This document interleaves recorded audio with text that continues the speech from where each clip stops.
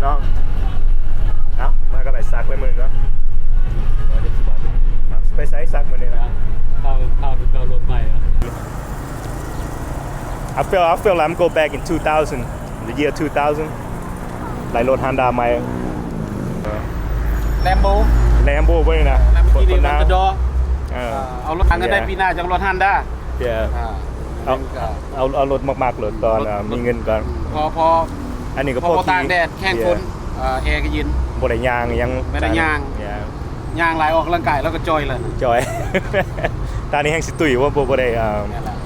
บ่ได้ exercise เนาะต้องไปจิมตลอดได้ นั่งได้หลายคนเลยนี่ โอ้ man 4 door ซอกให้ตัวเนี้ยโมโดข้างในก็นี่ มีแต่ you know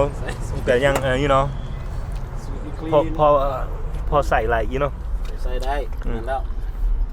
เอามอบเอกสารให้ มอบเอกสารให้เด้อโอ้เพิ่น เอกสารรถ เป็นของเฮาเลย ไปทะเบียนรถแย่ปึ้มบัญชี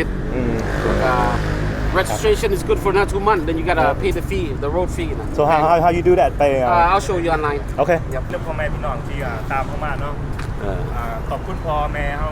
เอื้อยน้องเฮาอ้ายเฮาที่ฝากเงินมาให้เฮาได้ซื้อรถนะครับขอบคุณพ่อแม่พี่น้องที่ตามเฮาใน YouTube นะโดยเฮาเลยโฮมเงินในมาซื้อรถ